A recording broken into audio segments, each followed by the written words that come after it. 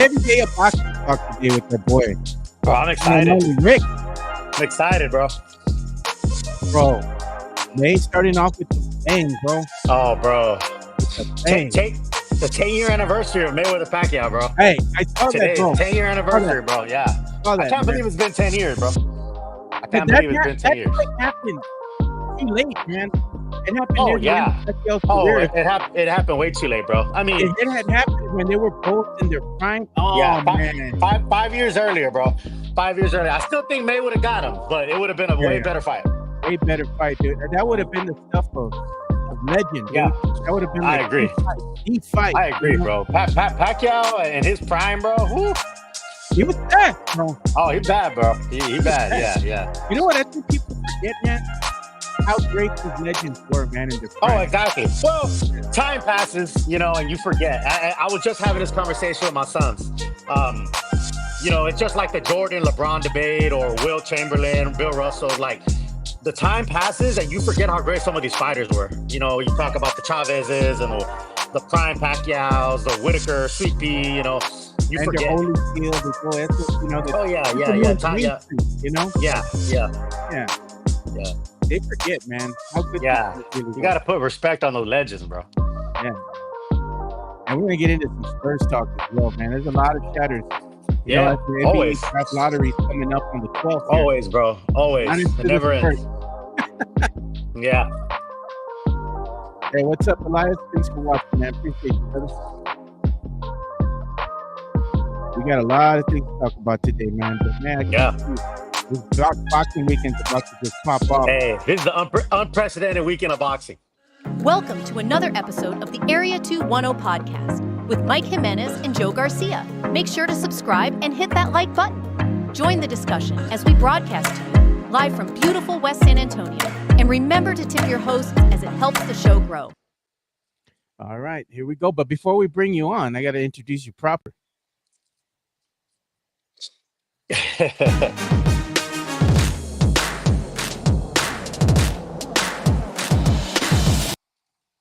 All right, man. So here we go. Welcome to another episode of the Area 210 podcast. And today we're going to be joined by the man, the myth, the legend himself, my Puro Exit 7 brother, the one and only Spernandes. You know what, bro? I appreciate you having me. I already see Mike in the chat saying he didn't take a day off. He was given a day off. I appreciate you, Mike, for letting us talk boxing today. You enjoy your day off, but I do appreciate you guys allowing me to come up here on this platform. It's always a good time. But yeah, man, it's a lot to talk about. It's a lot going on in the world. Hell yeah, there's a lot going on. And you know what? We're joining you from the beautiful west side of San Antonio. Puro Exit 7 representing here in the house today. It's a puro show, man. It's just all the puro locos, the necios here in the house. Even look at Speaking of necios, who shows up? Matt Lerma's there in the house. Matt Lerma, yep. Right on cue. You got Matt Lerma, Sith, Hooper Flash, and of course Gomez, another Necio. Yeah, man. Yeah, all the OGs are always here, man, and definitely appreciate you guys. The bunker necio, Mike Gomez, representing SAFC.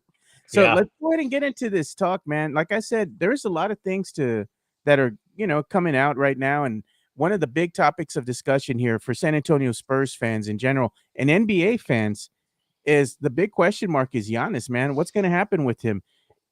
And we had Brian Windhorst, who was going on here earlier, and I saw a clip. And I retweeted that. I'm going to get the clip and pulled up right now. But he's talking about one of the landing spots for Giannis. And we've been hearing this is San Antonio, So we're going to talk about that because that's interesting, because do you want, as a Spurs fan, you would want somebody of the caliber of Giannis who has championship DNA in him, because he's won a chip before with the Bucks. So let's go ahead and hear what Brian Windhorst has to say. I want to point two teams out to you, the San Antonio Spurs and the Houston Rockets. Both of them are in the lottery. San Antonio, I know Houston's still playing. They might win tonight. They're in the lottery. They have Phoenix's pick, which is a whole nother problem. They have a whole bunch of pieces on their roster. What if they hop up into that top four? Look out there. The other one is the San Antonio Spurs. They have two picks in this lottery. Now, Combined, they're only a 30% chance of getting to the top 4. What if one of them does? What if both of them do? All of a sudden, you've got San Antonio with Victor Wembanyama, De'Aaron Fox, and potentially a game-changing draft pick with the Rookie of the Year, Stephon Castle, sitting there as well. So first, we're going to watch the lottery. And so is Giannis. After that, we're going to reevaluate. But we're going to see a lot of things present themselves for the Bucks and Giannis over this next month. Everybody. Interesting, man. You're going to see what's going to happen with Giannis. Says Giannis played his last game with the Bucks. If you got to ask me my opinion, I think so. I think he's going to force his hand because he's seen that being, playing over there with the Bucks, the team is currently constructed. That's all they're going to be able to do. They're not going to be able to really contend. And, shout out to Damian Lillard too. We don't want to ever see somebody go out the way he did, but he has that torn Achilles injury that's more than likely going to sideline him for all of next season. It's just going to be Giannis, and they're going to run it back with the same crew they have. Expect the same results, right, Rick? Yeah, man. It seems like it. What's up to my man Sam Salinas? Appreciate you. My audio's good, right, Joe? Yeah. Okay. It seems like Giannis has played his last game in a Buck uniform. He won a chip there. MVP. It's not like those like when Dame and Aldridge are with Portland, you know what I mean? Or those teams where, hey, man, I put 10 years and I didn't do nothing not that I didn't do anything for the city, but didn't win a chip and all that. I don't think the city can really hold, Giannis in any kind of, obviously they're going to do what they're going to do. I'm just saying, like, he gave everything to Milwaukee, brought him a championship, won MVPs over there, they're a small market, put them on the map. You're in the East and you're getting knocked out this early. You know what I mean? Like the writing might be on the wall for him to go somewhere else. Again, there's always that faint chance that a player does stay loyal and say, hey, you know what? I am going to stay here, right? We've seen it. We've seen that happen multiple times, right? So I'm not going to discount anything to say that Giannis for sure is not going to play another game in Milwaukee. But it seems like the writing on the wall that he is going to go somewhere else. The question is where. The question is where. And Windhorst brought up the 2 Texas teams, Houston, of course, San Antonio. Again, for me and my opinion, and $10 gets me a coffee every day, right? It don't matter, but it comes down to how much is this going to cost, man, right? I think that's really what it boils down to with Spurs fans and everybody else. What is it going to cost? You're talking a haul, right? You don't get an MVP championship level player like Giannis for no offense, but like for just Keldon and just Jeremy, and all that kind of stuff. It's going to be a haul. Castle is the sticking point, I think, right? I think that Castle is the are we going to go left? Or are we going to go right with this? I like Giannis. I think Giannis with Wemby would be amazing. I want Giannis on the team. It's just interesting. It's interesting and compelling whether or not Brian Wright can make a deal for Giannis and keep Castle. That's the dream scenario. If it ain't right, it's wrong, baby. I'll tell you what. I'll tell you what. And I'm not throwing shade on anybody, but if Brian Wright can find a way to get Giannis without Castle, come on, man. And I'm not here to tell people how to fan. I think you gotta give it up to him. You know what I mean? I'm just saying if. That's a big if. That's a very, very, very big if. But if Brian Wright were to find a way to get Giannis and not give up Castle, man, I don't want to hear any more Brian Wright slander on any of the airways, man. I'm just saying. Now that's a big if. That's a big if. That's a big ask. I love Castle. Obviously, we all love Castle, man. The dude's a Rookie of the Year. The dude has a lot of future potential. I want Giannis without giving up Castle. And I am like just on the borderline of saying, I also don't think that should be the sticking. Like if it's like Giannis, y'all can have Giannis, and Castle's the only thing holding it up. I don't know, man. I think you got to keep, go with Giannis. Gotta go. That's not going to be that's probably not going to be popular with people, but again, man, I guess Castle, and I've seen all the debates on Twitter, man. I've seen all the think pieces, Eric Salinas. I don't know if you guys follow him. That dude will put paragraphs, and I'm not trying to diss him. The dude is smart, man. He's smart. He's a really good realtor, by the way. If you need a really good realtor, hit up my guy Eric Salinas. But I'll tell you this, man. The dude puts think piece paragraphs out there, and I can't read it all sometimes because it's a lot. But it's really in depth and it's really insightful. And I know he's one of the guys I think that's not about giving up Castle. And there's a lot of folks that are not about giving up Castle. Again, man, and again, Twitter's Twitter. People like to say, "Oh, you said this, so blah blah blah." I don't think anyone is like saying like, "Yes, let's give up Castle." Like nobody wants to give up Castle, but in a realistic world, in a realistic situation, you gotta think that the Bucks would want Castle, right? You have to, bro. I mean, nothing's for nothing. So Nothing's free. yeah, nothing's free. Now, if there's a way to give a bunch of picks and everybody else and keep Castle and all that, then by all means, man, I'm sure the Spurs are aiming for that. Like they're aiming to land Castle or Kevin Durant or whoever they're trying to go after, keeping Castle. Like I know that's the goal. But if you say to yourself, the one thing that's gonna stop me from getting Giannis is Castle, I think it's just hard pressed to live with yourself and say, well, we decided to turn down Giannis to keep Castle. I mean, and again, man, Castle has an enormous upside. I think he's going to be an all-star one day. Is he ever going to be an MVP? I mean, I don't know. I don't know. I mean, Giannis is an MVP, right? I guess that's kind of the way you look at it, in my opinion. It's Castle. Is he ever going to reach Giannis's? Where Giannis is right now, is Castle going to be there? You know what I mean? And I'm just trying to look at this logically. Is Castle going to be a multiple MVP in conversations, a champion, all this and this and that when he's where Giannis is in his career? I don't know. You know what I mean? And if hell, let's do a Sean Elliott situation. You give up Castle and then you bring him back. Years later. I don't know. Again, I'm it's pipe dreams for me. Yeah. But I mean, Matt says the Bucks don't need Castle. I hope not. I hope they don't want him, or I hope they don't ask for him. I mean, that'd be great. Whether the Bucks need him or not, they'd probably want him, and even if they flip him later, you know what I mean? Yeah. These GMs are thinking chess. A lot of them. They're thinking. Think about the future. They're thinking about moves down the road, right? So somebody might say, you know what? I actually don't need Castle on my team right now because I got that position filled. But I know he's an amazing trade piece 2 years from now or whatever, So they're not just thinking about like, hey, is he going to fit next year? You know what I mean? They're thinking long term. Yeah. Hey, we got an incoming super chat here from Matt Lerma, and he's saying the Spurs offseason goals can be summed up in 3 words: Jaren Jackson Jr.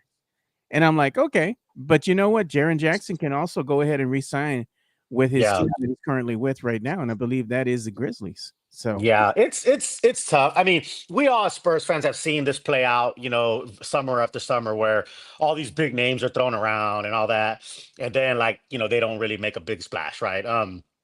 With Wemby though, man, we talked about this, when Wemby first came on board, where he's a game changer. He's the kind of guy that will bring stars, right? The old adage was always, well, nobody wants to come to San Antonio, right? No free agent will come, right? The nightlife sucks, blah, blah, blah, all this and this and that. San Antonio is not the place to be. Fox came, you know what I mean? He wanted to come. Playing with Wemby is something that trumps a lot of that stuff. You know what I mean? So I do think players want to play with Wemby. I wouldn't be surprised if a Luka wanted to play with Wemby. You know what I mean? You got that European flavor. That's another aspect. Those European players, they grew up playing with each other, pro ball over there and all that. So a lot of those European guys feel comfortable with other European players. So I wouldn't be surprised if a Luka wants to come, a Greek freak, and all that kind of stuff. It's just tough, man. And people try to read the tea leaves, right? Twitter GMs swear they know this, that, and the third. They don't know shit, dude. Tell them. Yeah. And what's funny is we're talking about Giannis and kind of transitioning into something I think we're going to talk about a little bit later about Giannis and Halliburton's dad. They kind of got into it and all that kind of stuff. The interview that Giannis did after the game. I thought it was cool when he doesn't ever speak in absolutes. And what he said was, and I say this a lot when I say I don't ever want to speak in absolutes, as in like I know this is what's going to happen for sure. Like it's a fact, 100%, and it's really just my opinion, right?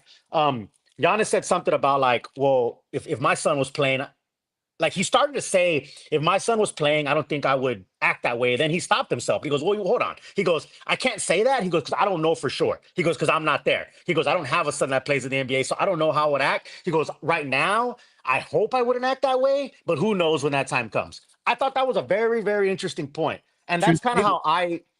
that's kind of how I like to talk when I talk about these things. I know we're in the era of hot takes and everybody, the Stephen A. Smith, the The everybody, Michael wants to, Jimenez's of the world. the Jimenezes, right? The scream loud and talk fast, and that's what gets clicks, the Shannon Sharp, like Skip Bayless, like those things are what people and what does it say about us as a society that we're drawn to that? That's another Yeah. thing. But that's what is in, and I just never liked hot takes and that kind of stuff. Like I'm just spitting my opinion. Like I said, my opinion is, and $10 gets me a coffee every day. Like that's what it's worth. So, but it's fun. I mean, it's fun and it's interesting. And I mean, I'm glad that Spurs are in a relevance of being talked about. You know what I mean? And teams, and these players. We got Yeah, another we have super another chat. super Yeah. chat that we got to address here. Thanks, Elias. You know what? And also thanks, Matt Lerma. We appreciate you guys' support. You all help the show go. And Elias is saying Wemby's the Greek castle. He goes, realistically, he goes, Buck's gonna want Castle if the trade off is Giannis. He says, run it. Greek is generational. And that's the thing that a lot of Spurs fans in the chat here kind of harp on Wemby about, myself included. Because when you're looking at Wemby and they've labeled him this generational talent, and to me, a generational talent comes in and has an immediate impact on the team, much like, the days past or years past, David Robinson. He was Mhm. he was drafted, immediately came in, had an immediate impact on the team. They turned around from one season to the next, 50 win team, going to the playoffs. Tim Duncan came in second year with the team. What happens? They win a chip, alongside David Robinson, but they had a better plethora of talent right around him. That's what I was gonna say. And that's the big that's yeah. factor, Mhm. right? And Yeah. Spurs fans are like, "Well, Wemby's not this generational talent in this." He's we've seen him in his second season already, and unfortunately, we couldn't see what he really looks like alongside Fox due to the deep vein thrombosis injury that he's had. Now, the thing is, Wemby can probably be a lot better, a better version of himself, a better player if he's surrounded by better talent. We do have Fox, you do have Castle. Even for, people hate him or love him, you have Vassell, you have Sohan out there as well. I think one of the things that the Spurs are missing right now is that second star on this team, or that star on this team itself. We've seen what happens when you don't really have a closer, right? And you're Mhm. looking at the Houston Rockets. Now, if you have somebody and with the caliber of Giannis Antetokounmpo joining the team, is that guy going to be your closer, man? Because you know what? He has that pedigree, that championship pedigree. He knows how to win. He's tired of the losing. He wants it more than anybody else does on this team. And I think that energy and that hunger is going to go ahead and, rub itself off on these players. And they're going to want to play hard because they see him going out there every night. This is a former MVP of the league. He can change things immediately. I would love to see Giannis here alongside Wemby so he can kind of take him under his wing in a bit and show him what it takes to win at the highest level. And I think that is going to be great for the San Antonio Spurs moving forward. Unfortunately, you're going to have to go ahead and say goodbye to some of your fan favorites, and I don't care how much or how enamored you are with said players. I've always gone on record and said this. They're tradable assets. It's part of the business. You have to look at the NBA as a business, regardless of how enamored again that you get with these players. They can be traded at any given point in time. Same thing goes for Castle. Spurs fans want him off limits. No, don't get rid of him. Don't get rid of him.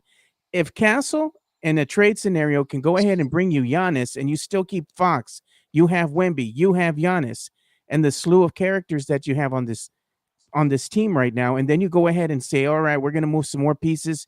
Let's bring in some veterans that can shoot the ball.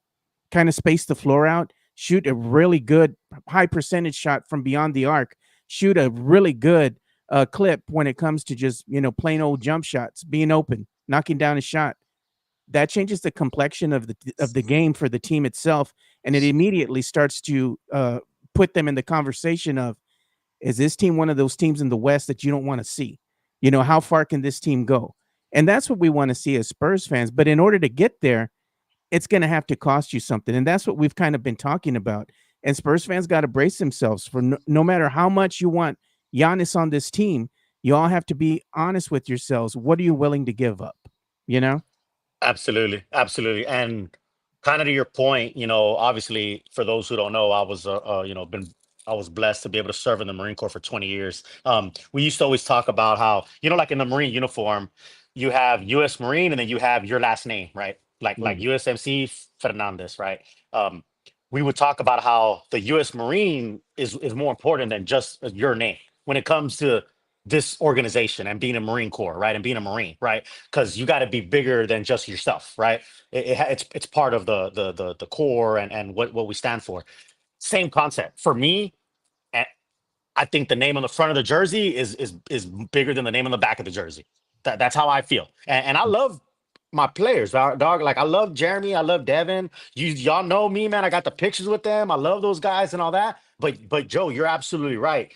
Um, to say somebody is untouchable that's not named Wemby is inaccurate in my opinion. You know what I mean? It really is. Now I would say Castle is like if you're like someone's inching to be untouchable, it's Castle. You know what I'm Yeah. saying? Like you're right there, but I don't think anyone's untouchable that's not named Wemby. And we've said this before. And I got it. He's the rookie of the year, and I got it that he's out there with all the legends and all that. And again, I don't think anybody wants to give up Castle in any trade. You're not going in there, hoping you give up Castle. Like no one wants to give up Castle. But again, if it means not bringing Giannis, I think that'd be a mistake. I think it's again, man, and I don't say this, and I'm careful what I say because I know people are gonna, jump all over it. It's on tape. Exactly. No. But, and I don't mean this in any disrespectful way, man. I think Castle is the second most important player right now, other than Wemby, on the San Antonio Spurs. He really is. But replacing a Castle over replacing a Giannis, if you know what I mean, I think is a lot easier, if that makes sense. You know what I mean? If Giannis doesn't come to the team, there's no getting another Giannis. There's no way you can replicate a Giannis. Castle, for all he brings, and again, I'm not saying this to be disrespectful, I think it's easier to replace a Castle than it would be to, you know, create a Giannis, if I'm making sense. Which this is what they talked about when Shaq left Orlando. If you ever see those 30 for 30s, right? They have that Orlando the magic moment. It's Shaq and Penny and all that, right? Good one, man. And that's a good one. I really like that one, and it's really good because it talks about how Orlando became a new expansion team, and they got back-to-back #1 picks. They fumbled the bag. Exactly how they fumbled the bag. And I remember when they were talking there, they said Orlando basically chose Penny over Shaq. Like that's kind of what the GM said. I think we're gonna go with Penny instead of Shaq. And I remember people. Yes. And Shaq was like, okay. So I remember somebody saying, and I can't remember, it was one of the journalists, it might have been Scoop or somebody, was saying, as great as Penny is, and he's great, it's easier to replace a Penny than it is a Shaq. You know what I mean? In reality, like as great as Penny was, to say that we're gonna go all in on Penny and not Shaq, and obviously Penny ended up having injuries later, but that's no one's fault. Like that's no one can foresee that. Just let's say they both stayed healthy. It's insane to say I will give up Shaq and keep Penny. This is, I guess I'm kind of doing a juxtaposition and juxtaposing these two examples. It's almost similar to Penny and Shaq is like Castle and Giannis in a way. I know they're not on the same team. I'm just saying, like, if you had to choose which one is easier to replace, I think it's easier to replace a Castle caliber player and what it's like Moneyball. How many points does he bring? How many dunks does he do? All that kind of stuff.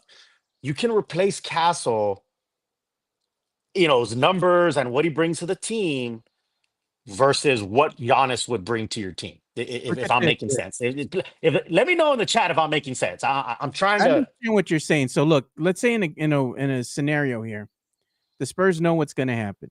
You have the NBA draft lottery coming up on the 12th.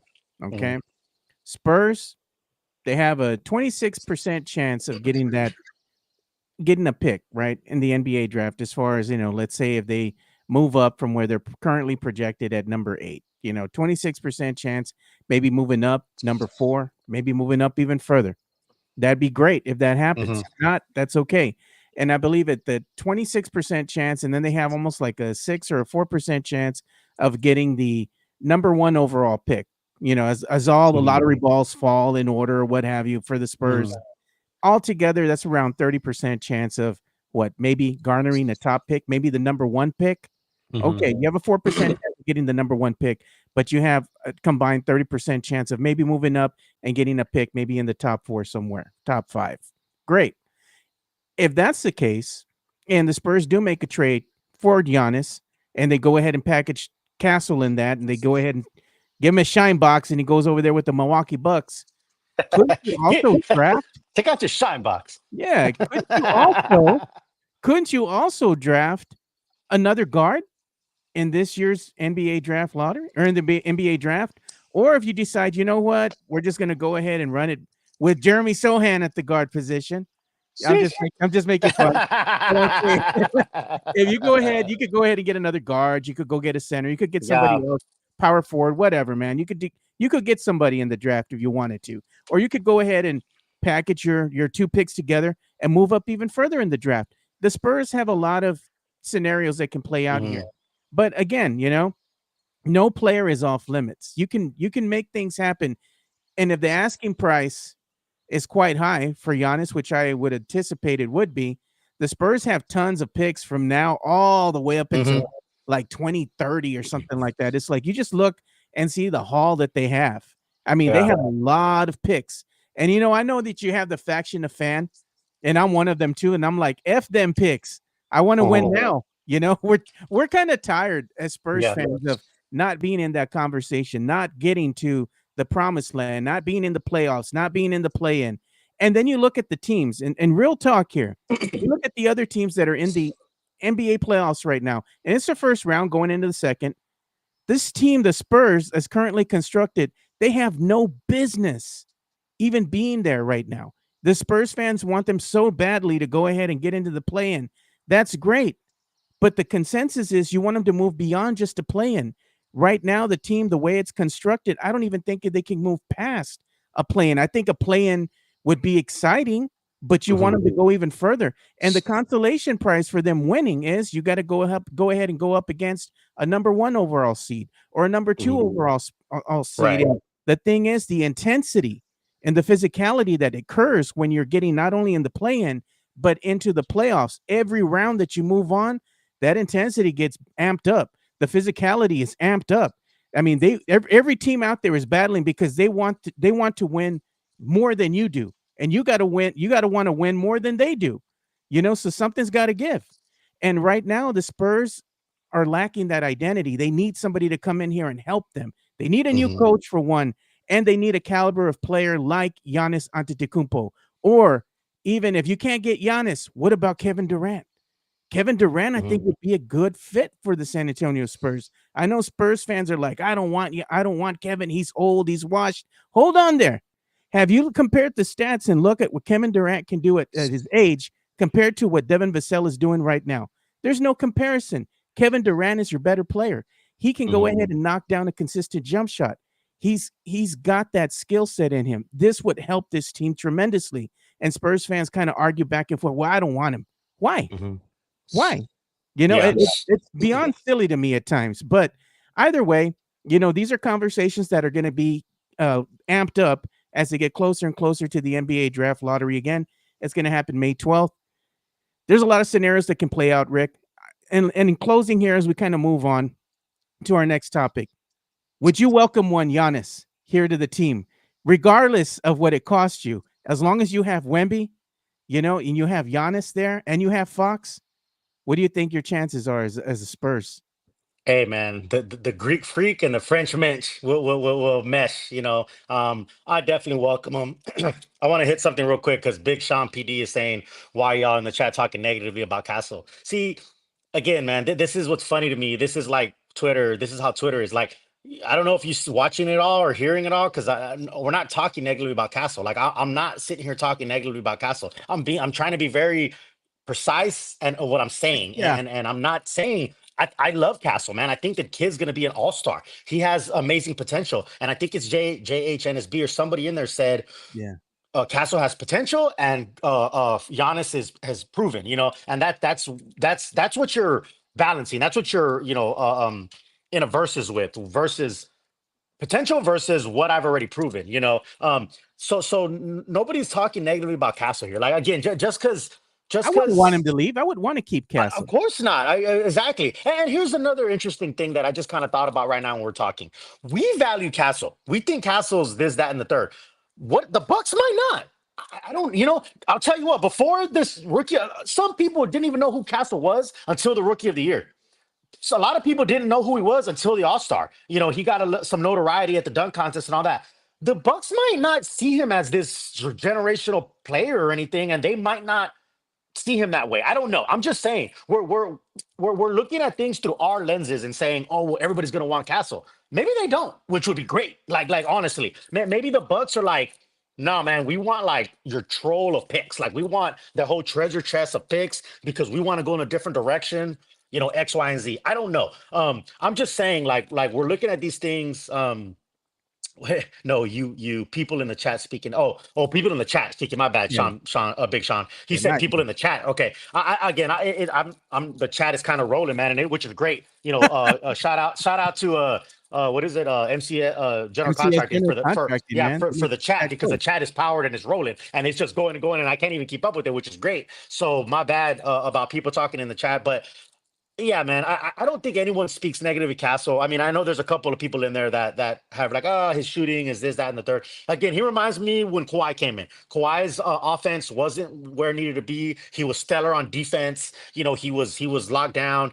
His offense improved over time. To me, he's akin to that. Where he's not no lights out scorer, Castle, but he's a lockdown defender. You can ask him to defend the other team's best player.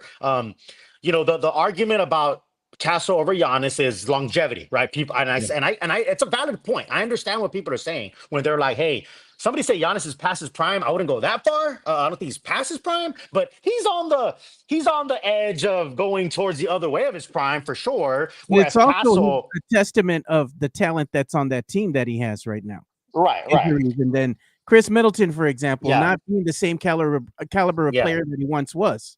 Yeah, of course. Yeah. So, Sith is talking about KD. That's another thing. People, I get it. KD's 37, but bro, again, you can't tell me he's not a bucket getter. You know what I mean? You can't tell me he's not going to come in and give instant offense to this team that badly needs it. You know what I mean? So KD better than Vassell. Where's the lie? I know you all might get hurt and you get in your feelings, but where's the lie?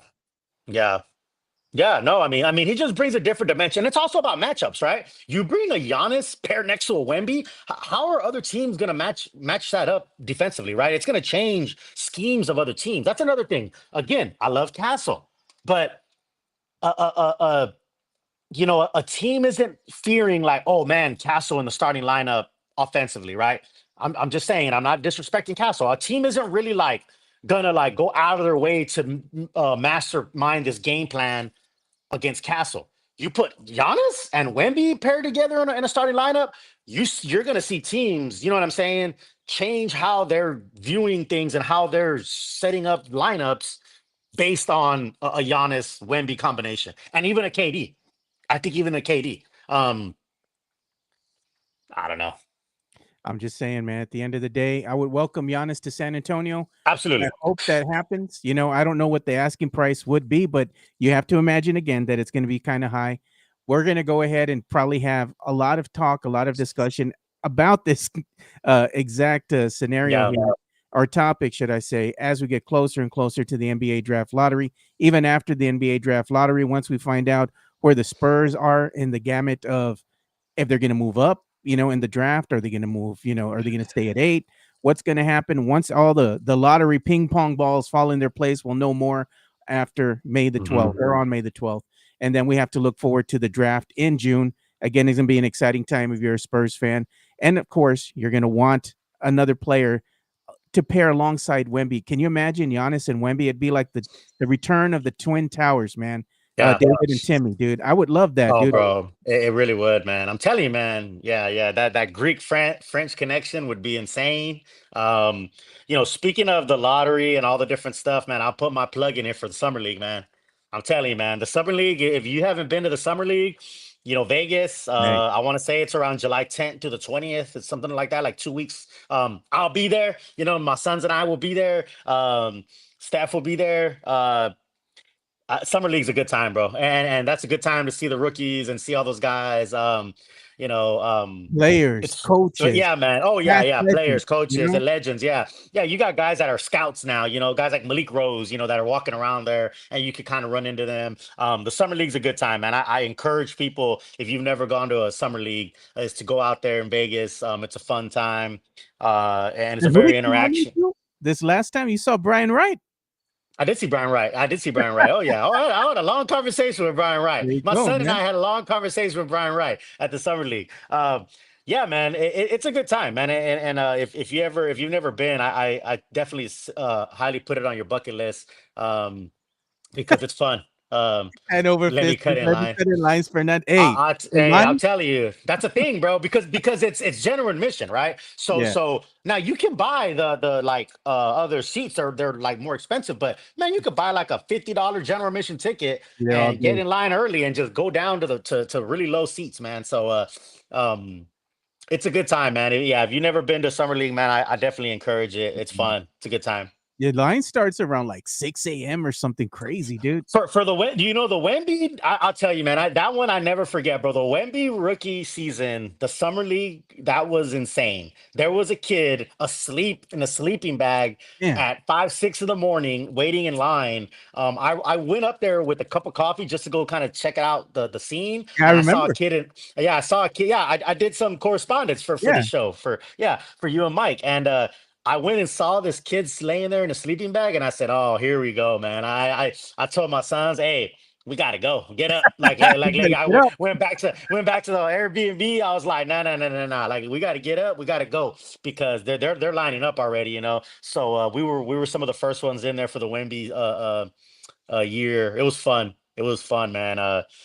Yeah, it's just a good time, man. Like I said, man, no matter who you're a fan of, obviously most of us here are Spurs fans, so we get to see those first year players. I doubt Castle will play. Yeah, sometimes the second year guys play or whatever, but usually a guy like Castle and Wemby, they're not going to play after 1 year. Yeah, but they'll go out and watch. I'm telling you, man. Last year, Mamu, Julian Champagny, Branham, all those guys were in attendance, like literally right where we were sitting watching the Rooks play, and you see some of the Austin guys like Riley Minix, Jamar Bouye, those guys. So it's kind of fun to see that. And like I said, it's just very interactive. Come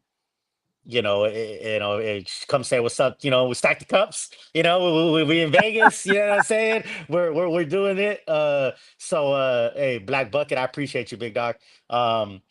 Yeah, man. No. Definitely, I'm telling you, man. The summer league's a move, man. It's in Vegas. It's fun, man. It's interactive, and it's at the campus of UNLV. So it's a pretty small, intimate arena. The Cox Pavilion and the UNLV. So there's 2 different pavilions, and literally through the concourse. Yeah. Oh no, we lost Rick, man. Hopefully we get him back here. There you are. You're back. Sam's there, and I took a picture with him. We lost you for a quick second, but check this out. Elias is in the chat. He goes, "Gotta get with Bear for my Summer Nandez custom shirt. The stacking of the cups." Yeah, man. No. Shout out to Bear, man. He made that shirt. And actually, I need a new one because I wore it out, so much. So I actually do need another one. I think I don't know if he still has it on his website or not. But yeah, for sure, Sith. I appreciate that, man. It's that was fun. That was funny. They caught me on camera with that's what the Well, legend grew, the myth grew. Yeah, with the Cubs, and they like zoomed in on me. And it's crazy because sometimes you could tell where the camera like yeah, again, the people know, like, you get on the jumbotron, you get on TV. People ask me, like, man, you always get on TV at the games and stuff like that, right? Sometimes you could see the cameras, and like if there's like a red light, you could tell, like, okay, it's on. That's showtime. probably the jumbotron. Yeah. So yeah, I kind of have figured out a little bit of the move, and I'll nudge Steph, like, hey, get your phone ready, like we're about to be on the jumbotron, let's go. But sometimes you don't even know that there are a camera from somewhere that's zooming Yeah. in that you have no idea. So I you learned got the to be ready. secret too to the dot race, man. Somebody told me about this, and I believe it's a thing now. So they said when you're at the games, right, and you're watching the dot race, the dot that wins is never the color of the opposing team. So you know, I heard yeah, that. I yeah. heard So somebody I'm say like, that. you know Yeah, what? I heard somebody say that. I always cheer for red. Hey, we just got a breaking from Shams. Greg Popovich will no longer be the head coach of the San Are Antonio you Spurs. serious? Just came into Shams. I'm being 100. Mm, I just saw it on my phone. let me go ahead. I just saw it on my phone. Yeah, check it out. I'm on my phone right now on this, so I can't check. Damn, I usually, yeah, that's huge news, dude. yeah. This is breaking news that's happening right now Mm-hmm. as we're on air Mm-hmm. with you guys. We're Mm-hmm. gonna go ahead and show it. It is breaking official from the Shams from Shams Charania Yeah. himself 23 seconds ago. Mm-hmm. Greg Popovich will no longer be head coach of the San Antonio Spurs. And he's going to be transitioning to a full-time president. Sources tell ESPN the iconic Greg Popovich, Wow. basketball Hall of Famer and the NBA's all-time winningest coach, has led the team to 5 championships. He will not be returning as the team's head coach for the foreseeable future. We have seen the last of the one and only Greg Popovich. Wow. Everybody say some kind things about Pop. You know, he's had this stroke. He's had this health condition that he's had to battle for the last season. Wish him the best, and as everybody had said, hey, maybe he shouldn't be the head coach. Maybe it's time for him to transition to just a front office role. Well, that's exactly Mm-hmm. what's going to happen. This does pave the way now for everybody has been complaining and talking for Mm-hmm. the San Antonio Spurs now to go and seek out a new head coach.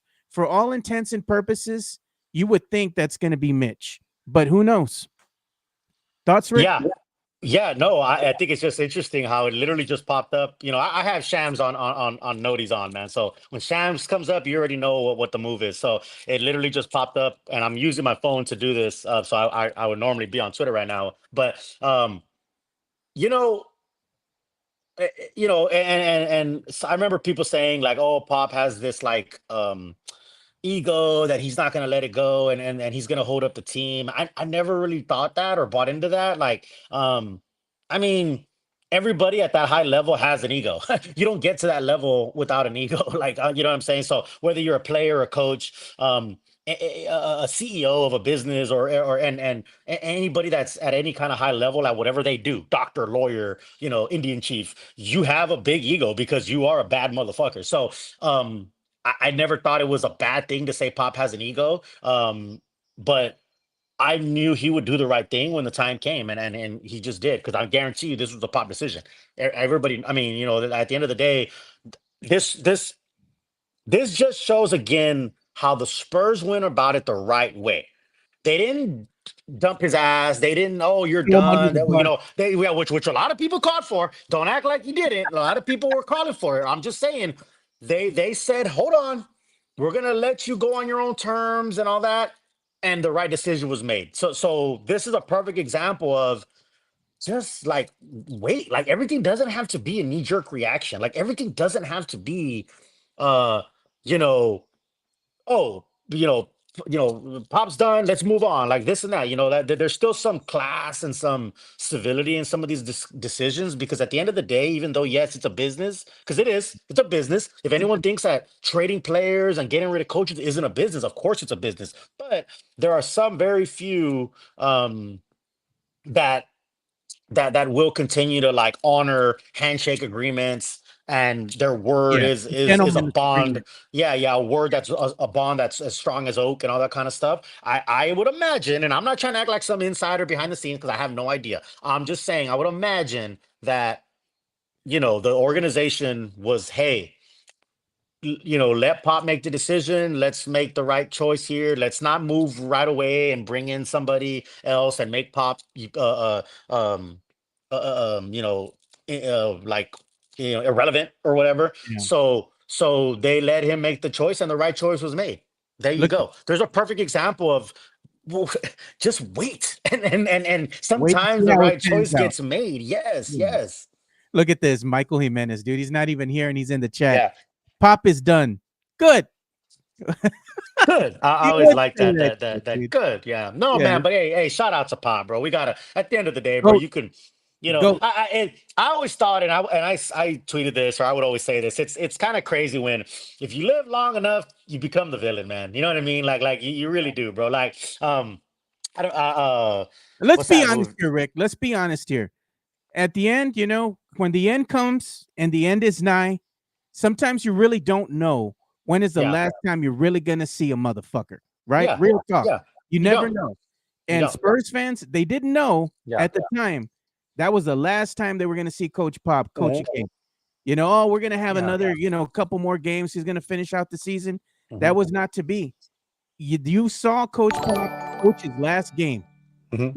His roses, give him his flowers, whatever, send him off. Mhm. The end of the day, Pop was starting to become the villain in people's eyes. Mhm. They were saying he was holding the team hostage. He had Mhm. overstayed his welcome. You can't go ahead and blame this on him anymore. Anything that's gonna happen moving forward, that's gonna be up to the front office now. It's up to them to go out Mhm. there and look for Pop's successor. You would have thought at some point in time that Coach Pop though would have handpicked his successor. And I Mhm. don't think that he had the ability to do that given his situation. But now the hand has been forced, and the Spurs are forced now to move in a different era. This is going to be moving away from the Pop era into a Mhm. new era for the San Antonio Spurs here. So Spurs fans, get ready, man, because you always have to factor in when a new coach comes in and is the leader of this team. There's going to be some changes made. And there's going to be a little bit of an adjustment period. So even with the new coach, don't expect that the team's going to be playoff ready right away. Right. You got there's levels to it, man. There's moves Mhm. that got to be made. Chess, they're playing chess, not Yeah. chess, man. So Yeah. you got to be patient now. And we got some Yeah. popular super chats that need to come in here. Absolutely. So let's address them now. $5 super chat coming in from Sam Salinas. He says, "Here's to doing the right thing. Thanks for everything. Hit me with an Apache war cry." They said, "Go for good for Pop's contributions and riding off into the Mhm. sunset." And we have other comments coming in, and we do have another Yeah. super chat coming in here. We got to address Jason Garcia joining us from the great uh, Oregon, state of Oregon, over there in Portland right now. Mhm. And he's saying that grito for Coach Pop. Everybody wants the grito. They paid for the grito. We got to give them the grito. And you know what? Not only we're going to give Coach Pop the grito and send him off, but the grito is also in celebration of one Cinco de Mayo weekend, which we have coming up. And right after we finish our Coach Pop talk, we're getting into what Rick is here for. And that's bringing you all boxing. Boxing, man.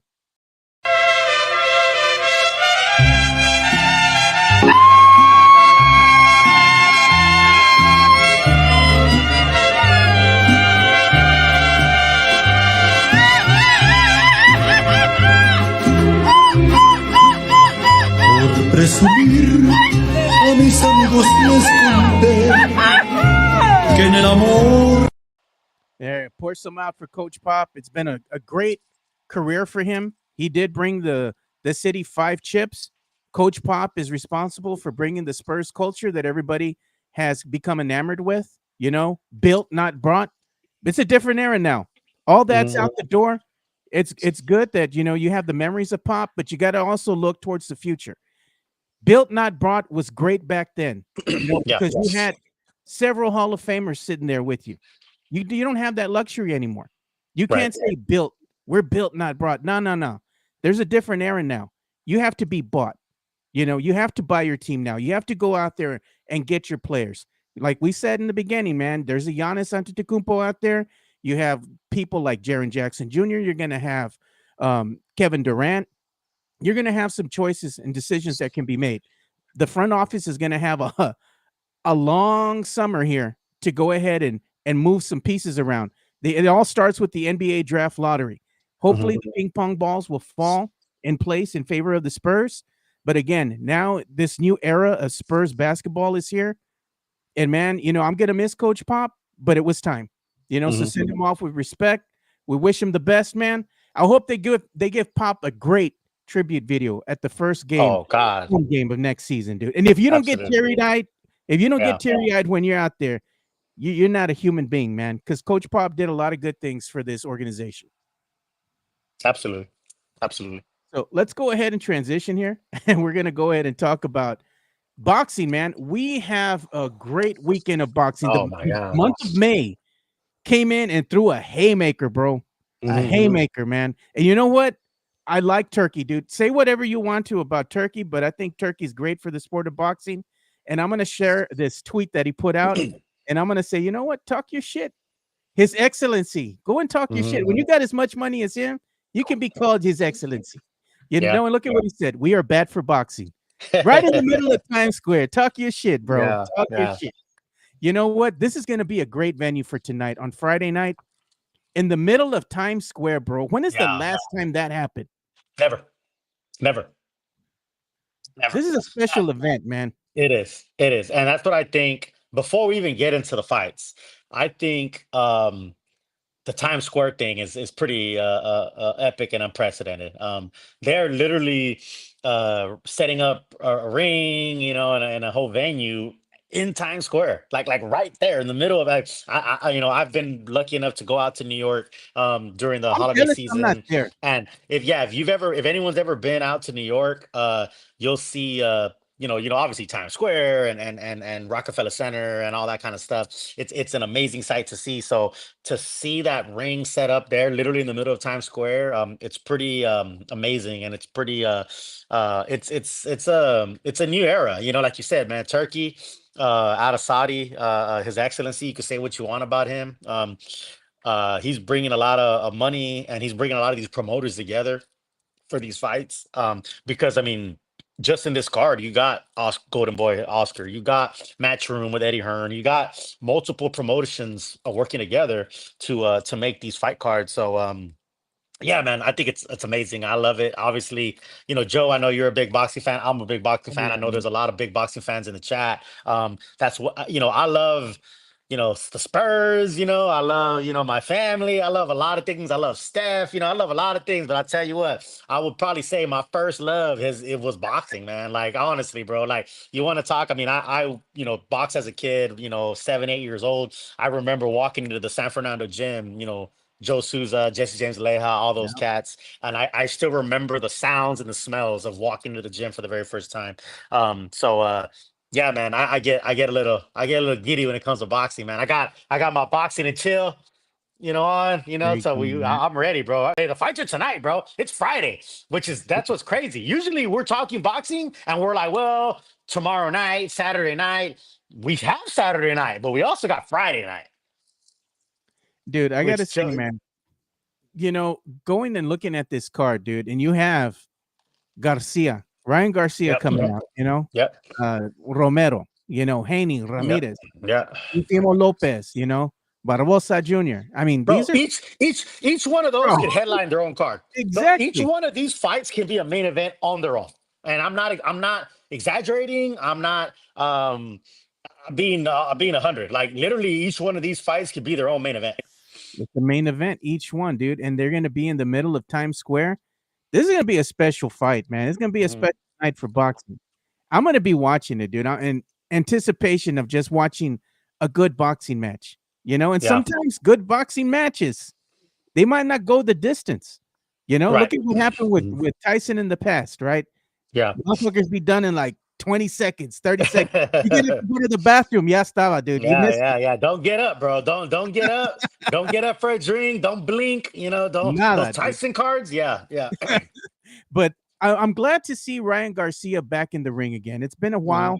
Mm-hmm. He's going through some things, but for all the off the ring antics and everything that he's done, he's still a good boxer. He's still a good boxer. And respect to Ryan Garcia, because he fights the best. He doesn't shy away from it like some of these other boxers. But you know what? I got to question this one, man. Garcia and Romero. Romero, he's not that guy that, has really fought some, I guess you could say, big name boxers, right? Has really made a name for himself. He has a good record, He's not, he hasn't had as many matches as Ryan Garcia has. And to me, I just think that this is kind of a light work for Ryan Garcia. It's a smart move, because Ryan Garcia knows what he's going to do. He has 4 fights that he wants, right? And he wants a rematch with who? Haney. He wants to go ahead and go up against the best. He wants to fight the best. I get that. And this to me is just a warm up, just a warm up for him right now. What do you think about Ryan Garcia in this fight that he's taken tonight? Yeah, so Ryan, uber talented kid. I mean, the dude is super talented, speed, all that. His outside of the ring antics have been questioned. This is the first time we're seeing him since the Devin Haney fight, right? Where he smacked the shit out of Devin Haney. That was his best performance. However, pause for effect. It's tainted. You go back, he gets his drug test comes out dirty for Ostertane, which is a performance enhancing drug. So that fight actually got wiped out. Devin Haney technically on the records is 31-0 now. He doesn't have that one loss on his record technically. Now he got the ass beating. You could go back and erase the one on your 31-1 record, but you can't erase those multiple knockdowns that you got by that left hook, right? So Ryan got us a slap with the suspension. This is his first fight back in a year since the Haney fight. He's 24-1 with 20 knockouts. His one loss is to Tank Davis. Nothing to be ashamed about there. Rolly is 16-2, 13 knockouts. His 2 losses are to Tank and Pitbull Cruz. So anytime Rolly has stepped up to any kind of level of competition, he's shown that he's below that level, he's fun, he's exciting, he's gonna talk, he's gonna do all this, but he's I think confident, this is, man. Respect his confidence. Of course, and you got to be, man. Dude's from New York. He's gonna talk. He's gonna do his thing. He struggled against Barroso, who's an old veteran, but Rolly to me he's an exciting fighter. He's fun, but yeah, this should be a Ryan knockout. I see Ryan stopping Rolly. Rolly's just too easy to hit. Ryan is speed, his quickness, his agility. I think is going to be too much for Rolly. So this is like a Ryan showcase. Yeah, exactly. Ring IQ. You got Ryan's back training with Eddie Reynoso, who is Canelo's longtime trainer. So Ryan. I think Ryan gets this bad rap of being like this, like kind of like, oh, he's like this YouTube sensation or whatever. Because he does have a big following on social media, but like he's a fighter, man. He did Golden Gloves, you know what I mean? He did amateur boxing. Yeah, he's and he realized though that there is a lot more money in like the social media and the advertisements and all that. And he got caught up, bro. He got guy. Yeah. No, I get it. He's trying to make money, but at the end of the day, like when he's focused, you saw against Haney, bro. You saw which is on the undercard. You got Haney and Ramirez, which I'll tell you, man, Ramirez is no easy task for Haney, man. I'm telling you that right now. Ramirez, and we'll get into that, but Ramirez is not an easy task for Haney. But Ryan, he looked great against Devin Haney. He slapped him around, dropped him a couple of times. And this is his first fight since then. So I expect Ryan to come out of there with the knockout win. And then look forward to a Devin Haney rematch. I want to see how sharp Ryan looks, dude. He's got to shake off that rust. It's been a while since we've seen him in the ring fighting a sanctioned fight with the real boxing. You know what I mean? Yeah. And I love these graphics, dude, by the way. This is shout out to Source of Boxing. dude, the graphics are great, man, and they have the It tells record. you everything you need to know, baby. Tells you everything you need to know. Look at that. Shows you the record, their height, their reach, their stance. They're both orthodox. Their age, one's 26, Ryan's 26. You know, you have the other fighter here, Romero, which is going to be 29 years of age. Yeah. And it shows their KOs. Ryan has 20. Romero, he has 13. I mean, this can be a good fight for Ryan. Again, you know, Romero with the record of 16-2. Ryan with the record of 24-1. But Ryan's been boxing since he was very young, you know. So I give the edge to Ryan in this fight. I hope that Ryan wins. He goes on and gets to go ahead and no doubt go and get maybe another rematch with Haney. But no, I was reading somewhere that if Ryan does defeat Romero, they have somewhere in the boxing clause that they were going to have a rematch before the end of the year. Oh God, so I hope not. Run that back, dude. I hope not, man. I hope not, because I don't think it's necessary. You know, it's the same thing when Rolly fought Tank. You know, Rolly gave Tank a little bit of trouble in the early rounds, but Tank broke him down, and it was no. So Rolly's fun, man. He's I'm trying to think of who, you know, he's one of those guys that he's gonna come, he's gonna give a good account of himself, but he's just not at the level of these other fighters. And there's nothing wrong with that, man. There's levels to this stuff, man. You know, there's levels to this. So but Devin Haney, Jose Ramirez is gonna be a good fight too. That's the co-main event. You know, Devin technically is 31-0 with 15 knockouts, even though he does have that one loss. You know, and then in his corner too, man, talking all that noise. Oh, Bill Haney and Oscar De La Hoya almost got into it. We almost had another fight added to the card. Oscar De La Hoya and Bill Haney. Oscar can still throw hands, bro. Oh, of course. Hands, bro. You know what's it's funny because we were talking about this before the show kicked off. You know, as years go by, people forget, bro. I people see Oscar as like, oh, he's a promoter, blah, blah, blah. Bro, don't get it twisted. Oscar was a bad boy in 92, 93, 94, 95, you know. So don't let those fishnets get you. No.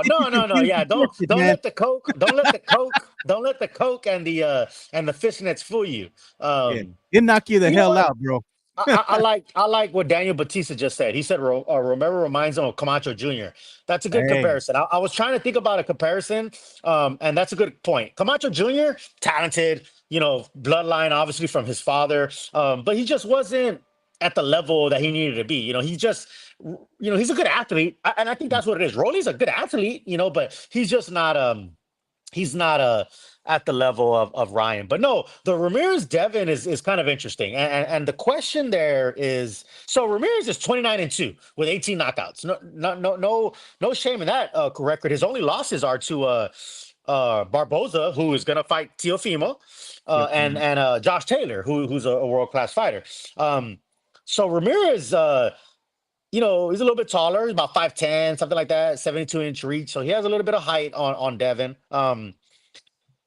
He's 32. You know, he's an old 32 though. Like he's a little bit shop worn. You know, he's been in some wars. So the question to me in that Devin versus Ramirez fight is, how much does Ramirez still have, you know, left in the tank? You know, after a couple of battles, and you know, did Devin get a lot taken out of him from that Ryan fight? You know what I mean? Hey, getting dropped 3-4 times, getting slapped around like that, you could erase the technically, but you can't erase the memory of that beatdown, you know? No. So it depends on what Devin has.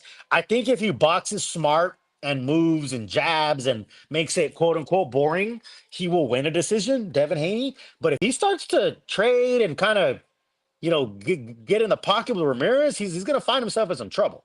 Hey, man, I was going to play this video for you. I thought it was funny, man, because Ryan Garcia got into it with Haney, right? Yeah. Press conference, man. I got multiple personalities, bitch. Listen, I got multiple personalities, bitch. Yeah. The crazy one.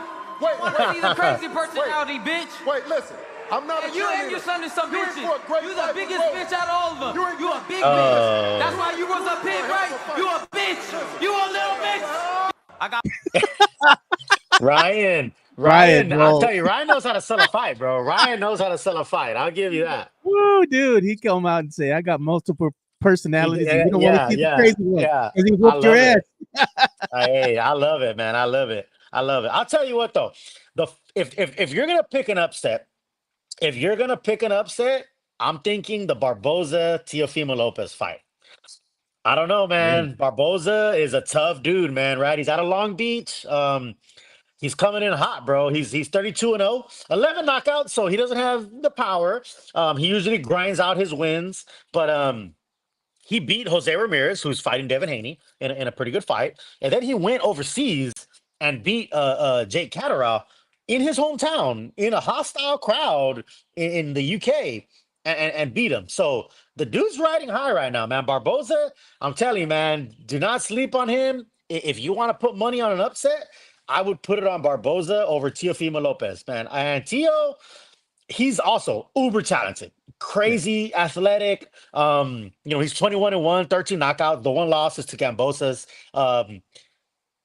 Teo, he like what I don't like about Teofimo is I feel like he fights down to his level of competition. You know what I mean? Like when he fought Yeah. Cambosis, he was like not taking it seriously. He was kind of fucking around. Same thing when he fought these guys like Claggett recently, like just random fools. He's just now when he fought Josh Taylor, he looked great, right? Because Yeah. Josh Taylor, he was up for that fight, right? Josh Taylor was undisputed 140-pound champion. He's So gonna play as good as the talent in front of him. yeah, You know? yeah. It's like a basketball game, right? Where sometimes the teams will like let off a little bit because they'll play a team who they think isn't that good, so they kind of like Get your foot off the gas, you know? yeah, Yeah. exactly. That's kind of how Teal is, bro. Like it depends, man. If Teal's on and he's the Teofimo we know, then he should win this. But if he's kind of fucking around with the crowd and it's in New York, he wants to put on a big show. If he starts to kind of go to war a little bit with Barboza, man, I don't know, man. I'm You gotta stick to the game plan. yeah. I'll put money on Barboza to upset Teofimo. Look at this. I know what Because this says. Yeah, Teofimo ain't been the same since he beat his boy Loma. yeah, I mean, yeah, exactly, man. That's facts, man. That was a big win, man. Loma, that was a tough. I mean, Loma's a legend in the game, and I agree with hand over fist, man. That was a crowning moment for Teofimo. And then he shit the bed with losing to Cambosis, who went and got smacked around by David Haney the next two Yeah. fights. So I don't know, What if, man. we can say this too, Rick. The thing is, you never want to underestimate the OG. And then the OG in this fight is going to be Barbosa. He's getting up there in age. Yeah. He's 33. Teofimo, he's 27 years of age. Mhm, They mhm, both have the same fighting style, orthodox. Yep. But the problem is that when you get these OGs that are getting up there in age, you can't discount that experience, Mhm, that in the ring mhm. experience. They've seen a lot of things, man. And you know what? They're fighting for something. Oh yeah. They don't Mhm, know that they get in that ring. This is going to be their mhm. last fight. So Yeah. they're fighting. They got that pride there with them there in the ring, dude. Yeah. And that goes a Yeah. long way as well. Because you know what? Yeah. He's like, I ain't gonna let this young buck kind of come over here and Yeah. show me up. I got Yeah. something for his ass, you know? Yeah, you also got to remember, you got Robert Garcia in Barboza's corner. Oh man. Robert Garcia, bro. You're talking trainer of the year, bro. You're talking real quick, and not to go back to this, but I got a notification that said it's. I think it's from Mark Stein that said it looks like Spurs are likely to name Mitch Johnson and their head coach, which that's gonna piss off a lot of people. But any Hoosier. But let's go back to boxing. You got Robert Garcia in Barboza's corner, right? And Barboza has been trained by Freddie Roach.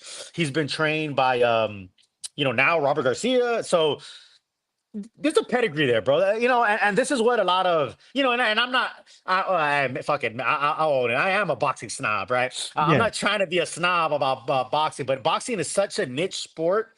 There's so many nuances, you know what I mean? And there is something to say about being in these gyms, with like Wild Card in LA with Freddie Roach, out in Oxnard with Robert Garcia, like, Floyd's gym in Vegas, like, Kronk in Detroit. Like there's gyms that are legendary where that's where your money is made. You know what I mean? Like that's Yeah. where you bleed and sweat in those gym wars.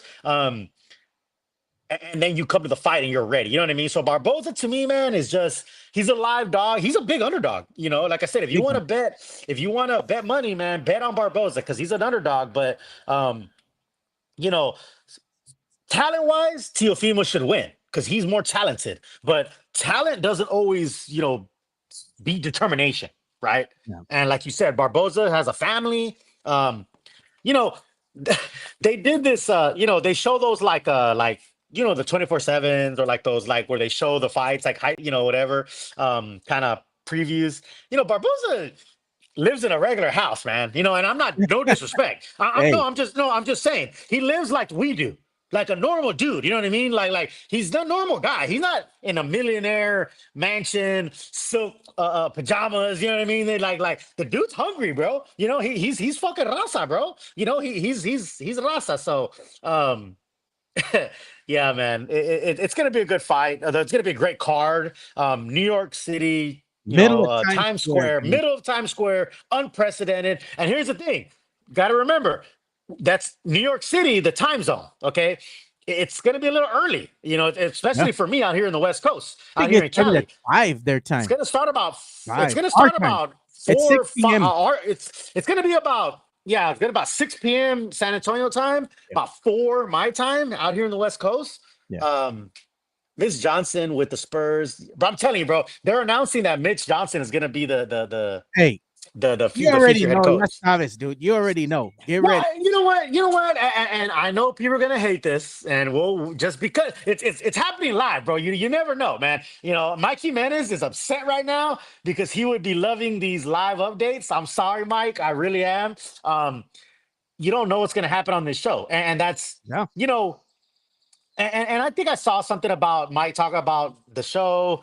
And no disrespect to any other podcast, any other media outlet, any other show that's out there. But this show, we're talking live. We're hitting the updates are coming in. We're talking Spurs. We're talking boxing. There's not a lot of other podcasts that are talking boxing. I'll tell you what. Yeah. The now Inoue fight on Sunday, Hey, the fighter he's fighting, banger, the fighter he's fighting, Roman Cardenas, is from San Antonio. He's a San Antonio fighter. I haven't heard any of the big media outlets or any of the big podcasts talk about that. You're talking about Cardenas, who's from San Antonio, trains in India with Joel Diaz. I get that. He's fighting now Inoue, which is one of the best fighters in the world right now from Japan and Vegas. And we're talking about it on this show. You see what I'm saying? So you want to talk about Furo, you want to talk about who represents San Antonio, this is what it is here. But again, no disrespect to nobody else. I'm just saying, bro, you can bump up yourself and hit your chest without putting others down. So I'm not putting no other show down, but Mitch Johnson, people are not gonna like this, but I said this one time on this show. Give the guy a full year. Give him a training, an off season. Give him his own staff. Like the dude's a Stanford grad. He's a smart dude. Like, let's see what he can do. If he doesn't do anything the next year, then okay, got it. But he was thrown in an impossible situation to just be like, here, go pop. Had a stroke. Go ahead. So if they're gonna give Mitch a chance, they're gonna give him a full off season. Let him pick his staff. Let him try to see what he does, and let's see what the results are. He might suck. If he does, and he does, then Roger that, right? So be it. But maybe he does produce a little bit. A guy like Joe Mazzulla, right? Unknown before he took over the Celtics, right? Unknown. Nobody knew who Joe Mazzulla was. The dude's smart. The dude has good assistants. Like, you just don't know, One of the things that we're going to get with right now, because we're going to read a statement from Coach Pop here, but I wanted to go ahead and show what are the Vegas odds right now for Lopez and Barbosa, right? Right now, the overwhelming favorite right now is Teofimo. He's a minus 250. Barbosa's the underdog right now. They have him at plus 200. Haney and Ramirez. Overwhelming odds with Haney. Minus 200.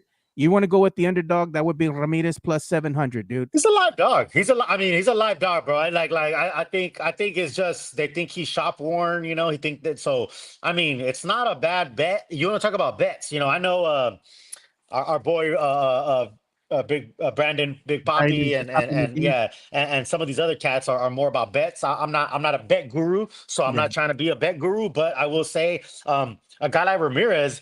If you want to put money on somebody, he's a big underdog. He may show up and beat Devin. He may. I wouldn't be surprised, honestly, if it's like a robbery. where Ramirez wins, but Devin gets a decision because they want to do Devin versus Ryan, right? Like that's Yeah. the whole point. The whole point of this is to promote Ryan Devin rematch. You know what I mean? Oh, So dude, they're gonna hype that up, man. that's the whole point of this card is to have Ryan and Devin eventually fight each other. That's why So Ryan talking crazy in that press conference. It's all about the hype, bro. Yeah. Mhm. And look at this, So- Ryan Garcia right now, favorite, heavily favored, minus 1,100, dude. And then you have Rolando Romero plus 650. If you want to go ahead and go Romero, you probably win some scratch, but more than likely, Garcia. Oh man, that's I mean, I think and listen, bro, anything's possible. That's the beautiful thing about boxing is it's a theater of the unexpected, right? Buster Douglas beat Mike Tyson. And they say he was a 42-1 underdog. I don't even think it was that, bro. I think it was, 1,000,000-1, man. Like it was not even 42-1. So the great thing about boxing is I think it's the only sport where in getting your ass in, kicked in- all yeah, around. look, if you in basketball, if you're down, 120 to 100 with 5 seconds left, bro, you're not gonna win, obviously. If in football, if you're down 35-0 with 10 seconds left, you're not gonna win. If you're losing 11 rounds to 0, Yep. and there's Every round. 10 seconds left in boxing, you still got a chance.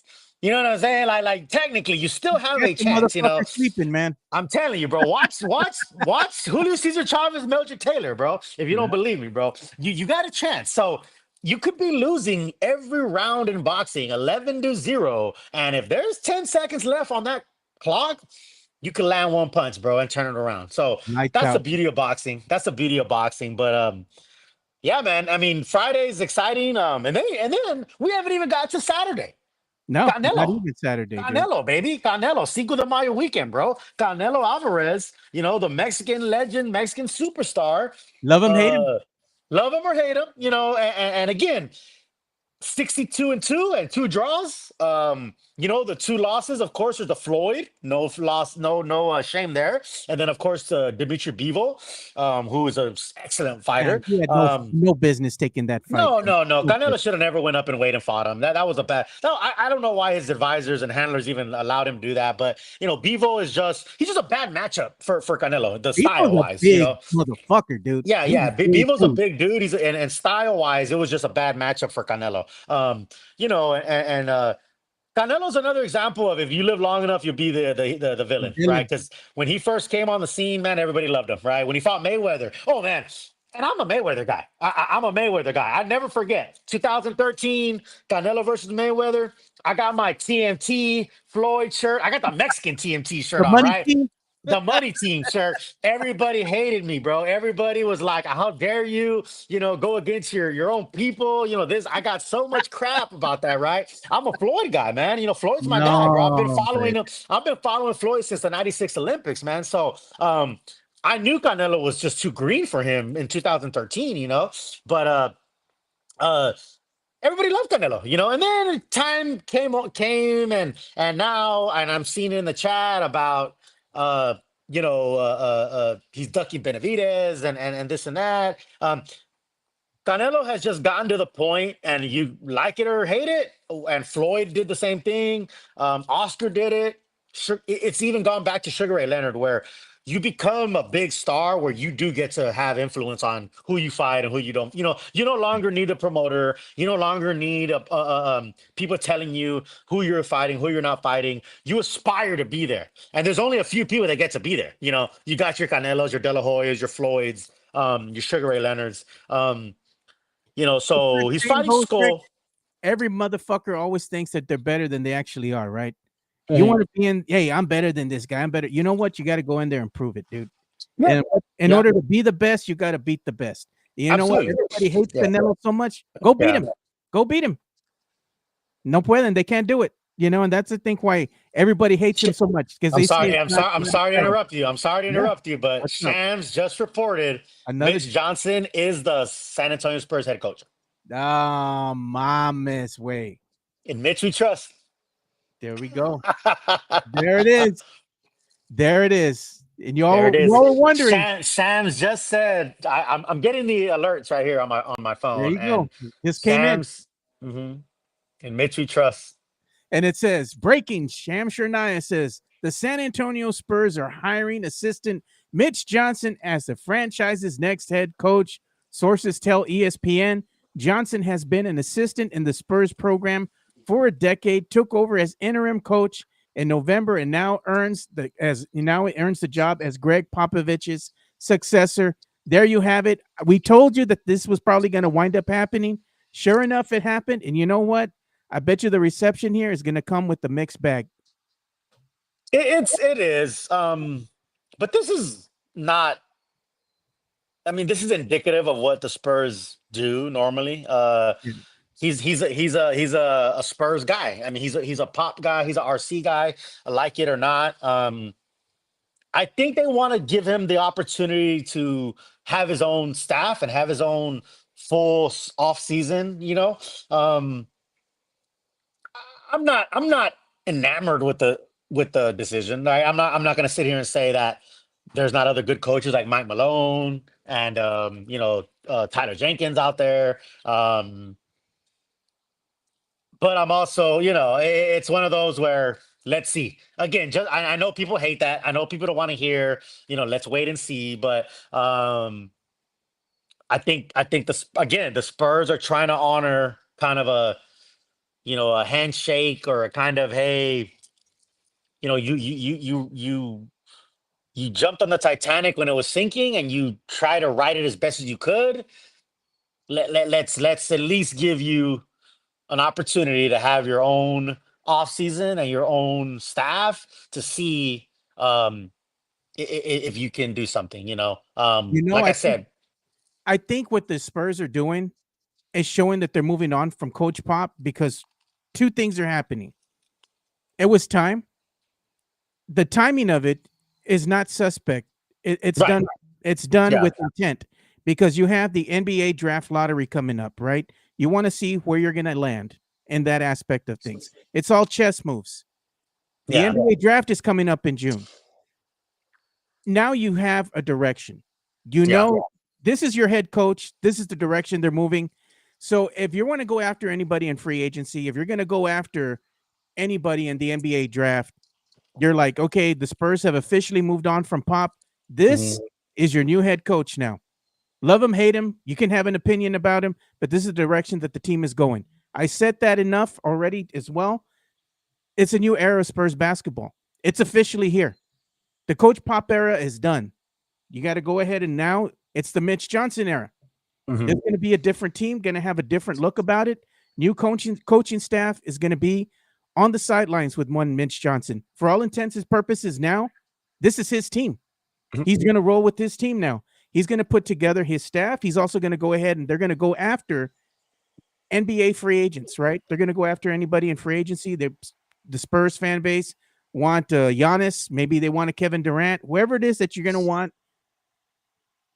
you have to ask yourself, you have an unproven head coach right now in the San Antonio Spurs. Don't really know what he does, what he's going to look like in his first season as a head coach, right? For one whole full season. If he can go ahead and take this team past the play-in, I think it could be an attractive landing spot for potential free agents moving forward.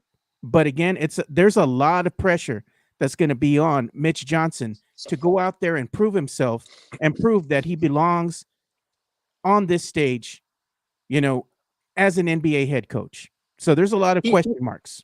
Absolutely. And I've said this on this show before where I thought Mitch Johnson was what I called was out of his depth, right? I thought he was just out of his depth. And this is not a disrespect to Mitch Johnson. I think he's a smart dude. Like I said, man, he's a Stanford grad. I had the pleasure. I met him in Sacramento. I chatted with him a little bit. I think the dude's a smart basketball mind. But I just thought that the situation and everything was just too overwhelming. There's people on the chat saying that this isn't moving away from Pop because Pop's still going to be in the president and all that. Maybe you might be right. I'm not going to sit here and say it might be. No. Here's the thing, bro. I know they just said that Pop is the going to be the president of operations, whatever you want to call it. And I'm not trying. Mike kind of talks about this a little bit where, sometimes the players aren't being truthful when they answer questions or whatever. And I don't necessarily believe what I don't agree with everything he's saying when it comes to that, but I get what he's saying. Where what do you expect a player to say? You know what I mean? When you ask him things like, "Oh, do you back up Mick Johnson?" Like they're not gonna say "fuck no." You know what I mean? Like he's garbage. Like they're not gonna say that, right? But like in Phoenix, you have their GM who used to play got moved to an advisor role. That got announced recently. Jones, he got moved to an advisor role, quote unquote. That almost seems like he's really not going to do anything. You know, they moved on and brought another. They promoted one of their executives to GM, and Jim Jones is now technically an advisor. I kind of feel like this is what it is with Pop. Like they're calling him the president of operations, but again, given his health, given what he has going on, I don't know how involved he'll be in with this. You know, this is just me kind of spitballing. And you got to think that Wemby had something to also say about this. Like don't tell me that you don't think that the Spurs organization didn't consult Wemby, their star, future generation player. He might have wanted Mitch. I mean, he might have said, "Hey, I want Mitch. I like the chemistry with him." How long have So the Spurs known about this? That's my question. They've known about this for quite some time. They just finally decided to go ahead and release this ahead of the NBA draft lottery again, which is happening May the 12th. They had to get it out of the way. We do have a statement that's been released here by Coach Pop. It's official here. He put, "While my love and passion for the game remain, I've decided it's time to step away as head coach.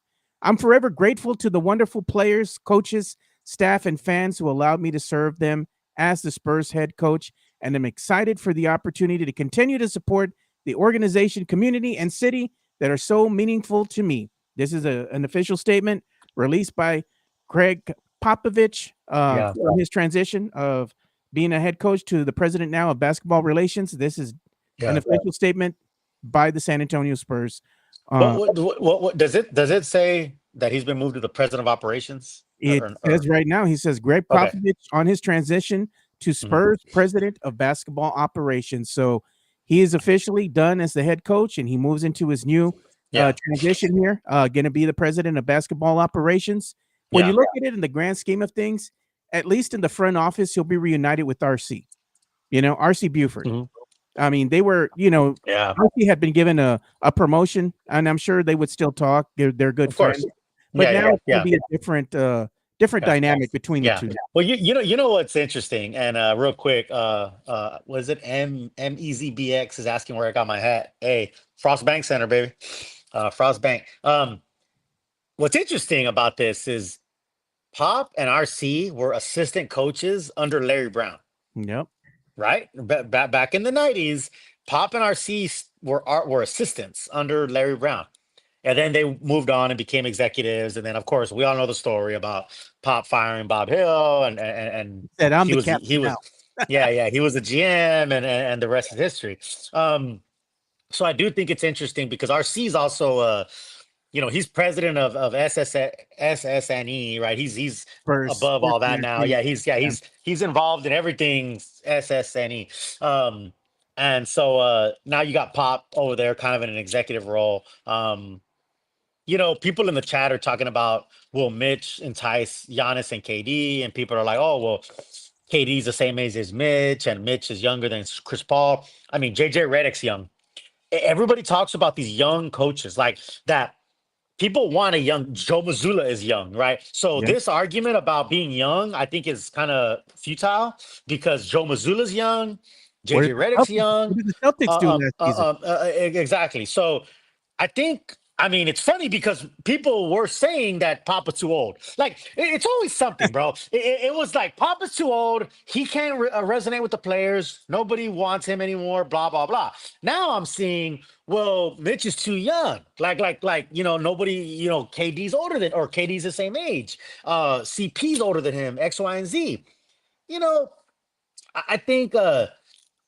I think these players want younger coaches. You know what I mean? They want like a player coach. I'll tell you what, if Mitch was a young assistant somewhere else and he came to us, everybody would love him.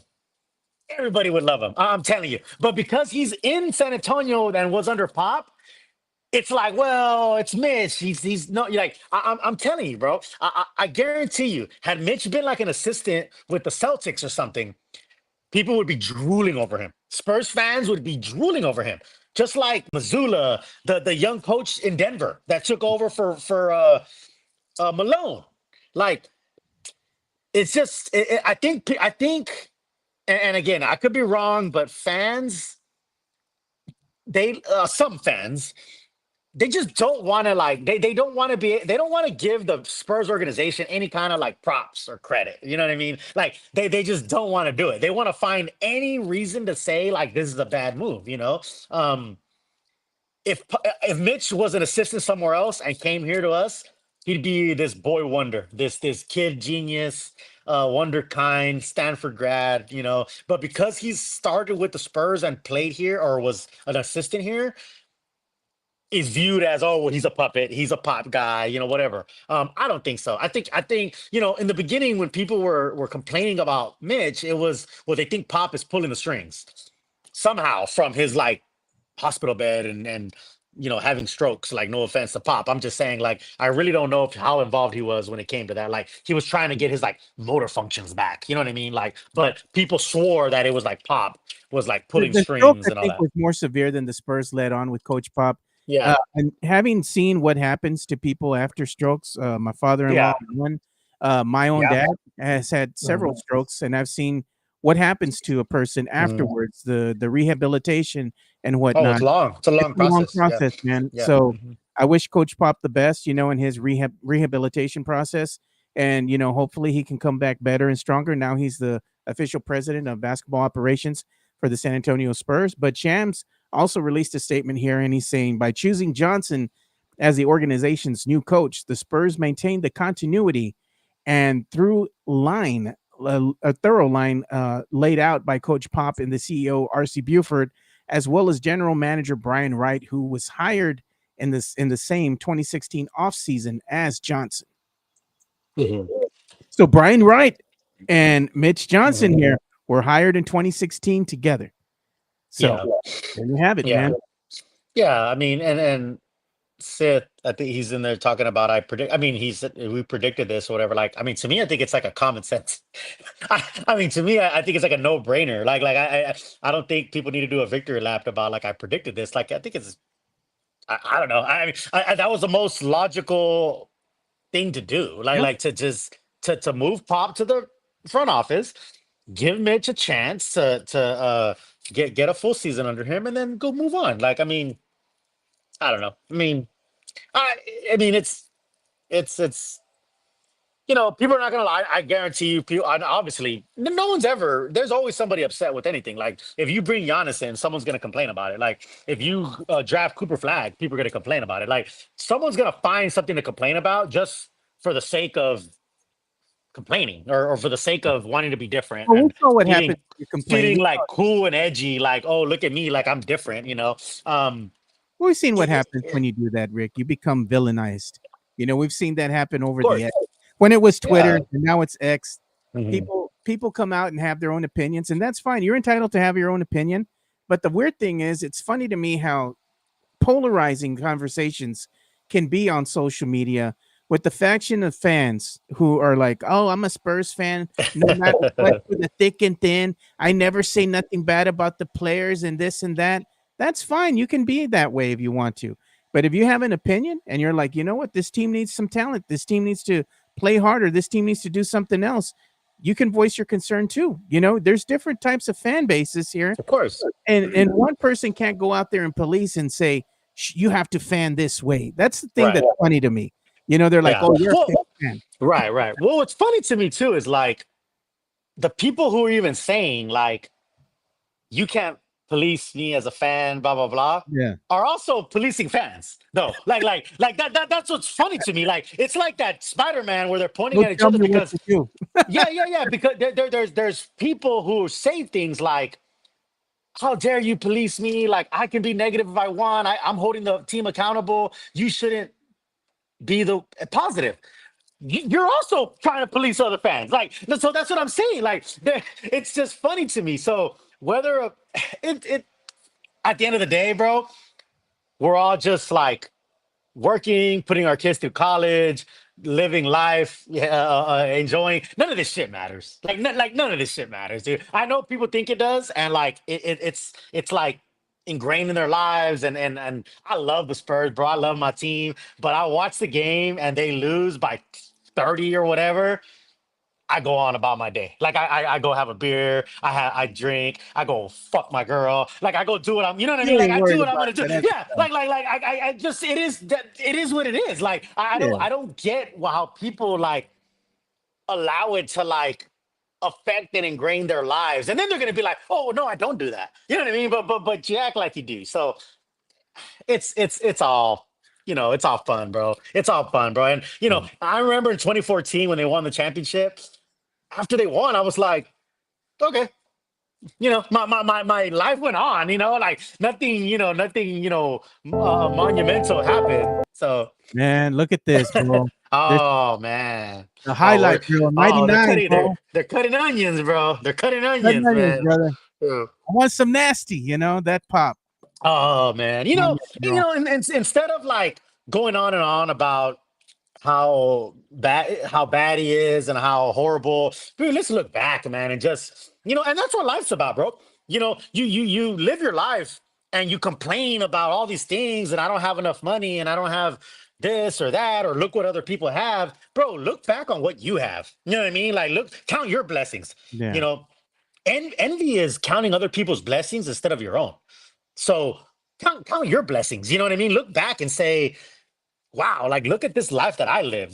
I might not have the most money, I might not have the best car, the biggest house, but like what I had, man, no one can take that away from me. And that's what this is about when it comes to pop. There you go, man. Rest easy, King. You deserve it, Yeah. man. Yeah. Send him off into the sunset, dude. Give him his roses.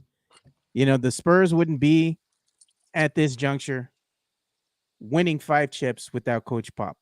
Mhm. And the same thing could be said with all the amazing players that have played alongside Coach Pop. Oh, It goes man, of hand in course. hand.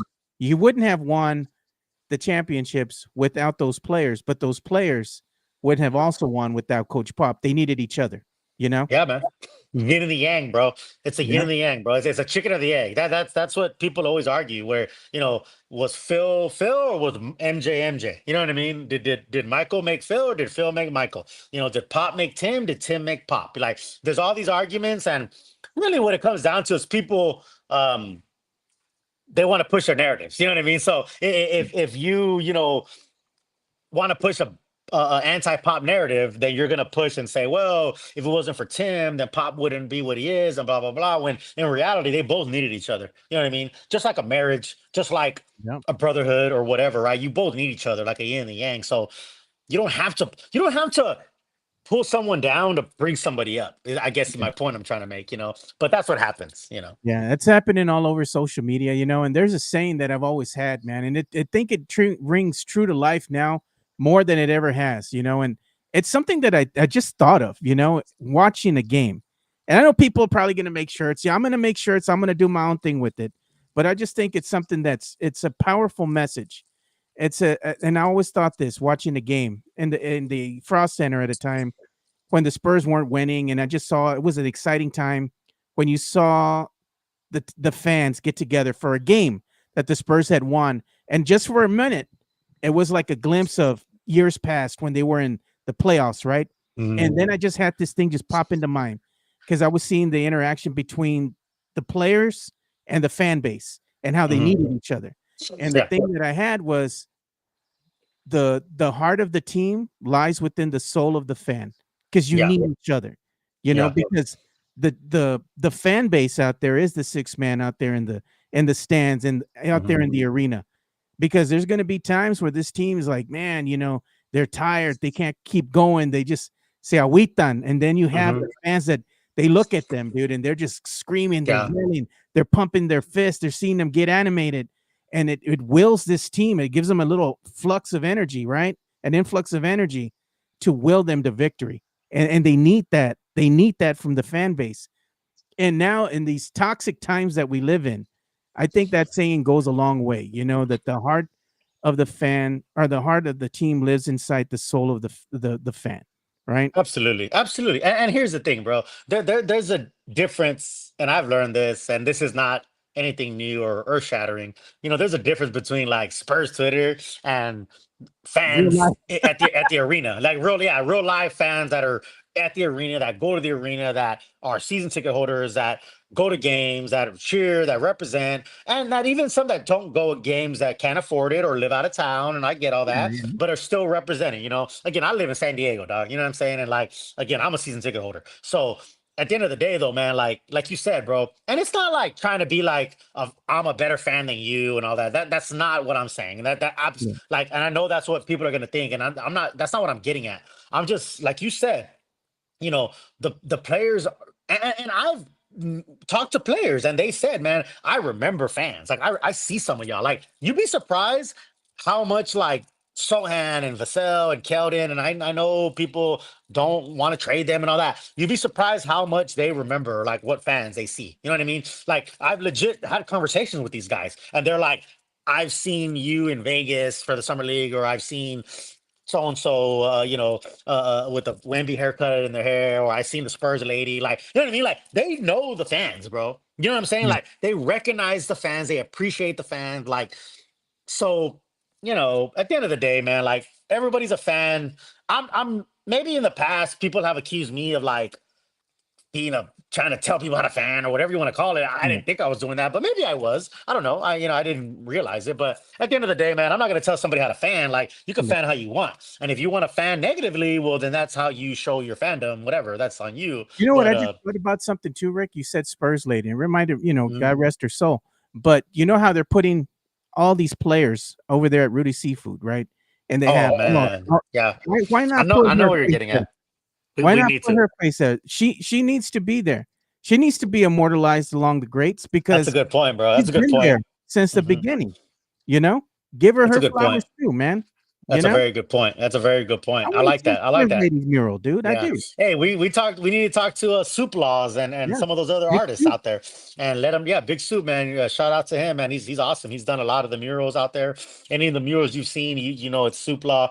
Um, yeah, man. That's a good point, man. Because there's some legendary Spurs fans, man, that have been there. Bro, Spurs lady was there in the '70s. Yeah, since the beginning, 70s, bro. bro. Baseline Yeah. bums, bro. Like so, none of us are Spurs fans compared to the Spurs lady. You know what I mean? So, um, it's funny because people would tell me like, "Oh my God, you're such a big Spurs fan." I'm like, No. nah, bro. No, you seen the Spurs lady? Like, Yeah. she's the fan, bro. Like, we all bow down to the Spurs lady. So yeah, like you said, man, rest her soul. Um, Man, this is a good show, man. I like all the breaking news was coming in, and I Yeah. feel bad for Mike because I know he loves that stuff. He said, who said the Spurs are the new Cowboys might be onto something. That would have been me because I know that pisses off my boy. You know? Yeah, Yeah, I yeah. say it on Well, purpose because he hates it, man. and like I said, man, and I'm not disrespecting you or Mike or anybody, but like people say things sometimes for shock value, and I get it. Yeah. Obviously, um, I don't know. That for me. I'm over the top enough to. I don't need like shock value or takes or whatever you want to call it. I'm just telling you what it is, man, or how I feel. And like I said, my opinion is worth. It gives me a coffee for $10 every day. Like Yeah. none of our opinions matter, dog. The opinions are opinions. Yeah. It's just some people think their opinions matter more than others. You know what I mean?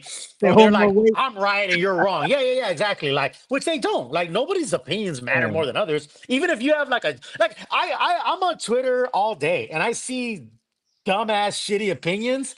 And I just keep going, dog. Like I'm No, not we had gonna why am I gonna like interject myself and tell somebody how wrong they are about their own opinion? You know what I mean? Like first of all, I really don't give a shit. Second of all, like why would they care if I think they're wrong? You know what I mean? So that's why I always find it interesting when I'll get random people who don't follow me or whatever and are like, the I, haters. I Yeah, I don't like you. I hate you. I hate seeing you on TV. You cheated on your wife. Like you're a horrible father. Like all this and this and that. I'm You know what like, you gotta tell him? holy shit. Just tell him, cry harder, ho. Cry Yeah, harder, ho. I'm exactly, still here. exactly, I'm exactly. still So here. I don't, like I said, I come across stuff on Twitter that I don't agree with. I don't agree with everything, but I'm not gonna like. Why am I gonna chime in? Like, who gives a shit? if Hey, I agree man, with you or check not. this out, dude. I just saw this right now. It was released 2 hours ago. Legendary boxing announcer Jim Lampley will make his highly anticipated return to the Oh wow! commentary booth tonight, calling the Oh action really? live from the iconic Times Oh Square wow! event, bro. Whoa, that's news to Bro, me. And I'm telling you, bro, I grew up on Jim Lampley. Like Jim the legend, Lampley bro. is the voice of a generation, bro. You want to talk about like, okay, like I don't know, like if you sometimes like let's say you find a fight like on YouTube, and you watch it, but it'll be like a different commentary. You know what I mean? Like it'll Yeah, be if it ain't Jim Lampley, dog, I'm not watching it. Like I'm being he's a 100. legend, man. Like yeah, like even if it's a great fight, Jim Lampley and Larry Merchant and those guys, they made They're the these voices, fights. man. Yeah, they told the story a lot different than if you just watch it with somebody else's voiceover or whatever. So so Jim Lampley's gonna announce tonight the Friday Bro, fights? tonight, man. Wow, I didn't know that. I I didn't know didn't know that. either. I just That saw it that's right a now. that's a big deal. Turkey, man.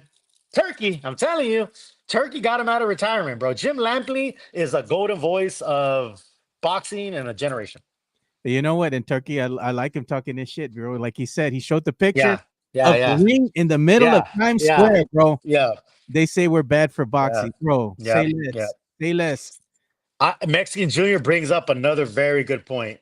Dr. Freddie Pacheco on Showtime was Hey, also a great voice. yeah, There was an era, and I'm glad. Thank you, Mexican Junior, for bringing this up because you're bringing me back. There was an era in boxing where you had HBO and Showtime, and it was like Don King and Bob Arum, basically, like in the 90s. But yeah. the commentating team was Lampley, Merchant, and George Foreman on HBO. And then you had Dr. Freddie Pacheco, who was Muhammad Ali's fight doctor, by the Yeah. way, and Bobby Chaz and Steve Albert on Showtime. Showtime. Yeah, yeah. Those voices honestly made the fights different. Like they made them enjoyable. They told a story. And that's my childhood was like 8, 9 years old, sitting down with a bowl of popcorn, watching these fights. Watching fights. Yeah. So Watching yeah, yeah. HBO, watching Showtime. HBO and Showtime, man. I was On the watching, illegal black box, hey, on the illegal black cable box. I was watching mine at my uncle's house because my uncle had one of those big satellite dishes. You remember from back in the Yeah, day? yeah, yeah, yeah. You He got would all go the to the channels pulga, and dude. shit. He Yeah, would yeah, go to the yeah, pulga, and he was over here yeah, getting the little yeah. card, the Yeah, chip card. bro. You put it in I there. You had the put it- black box, Yeah, the illegal black box that you had to like go plug into your cable and then unplug it if the cable people came around. That's what yeah. my dad had that shit. I remember I have good memories of watching boxing events from all over the world on my Yeah, uncle's satellite dish. mm, And I remember watching boxing events from Mexico, yeah, Brazil, yeah, yeah, Japan, all over the yeah. place. I was watching them on the TV with my uncle, and we'd even be Mm, watching like wrestling from back in the day. We'd be watching NBA games, but mhm. specifically, I remember even watching the replays of some of Yeah, the great fights, some of the great yeah, fighters fighting, and like really paying attention to that. yeah, Watching like yeah, Joe Frazier, Muhammad Ali, Drew yeah, Lewis, yeah, watching yeah, all these yeah, guys fighting. I'm like, mhm, man, these is some great fights. Like yeah, you could tell some of these guys were cut from a different cloth, man. yeah, It was yeah, special. What you were watching was special, yeah. So I love when we start talking boxing.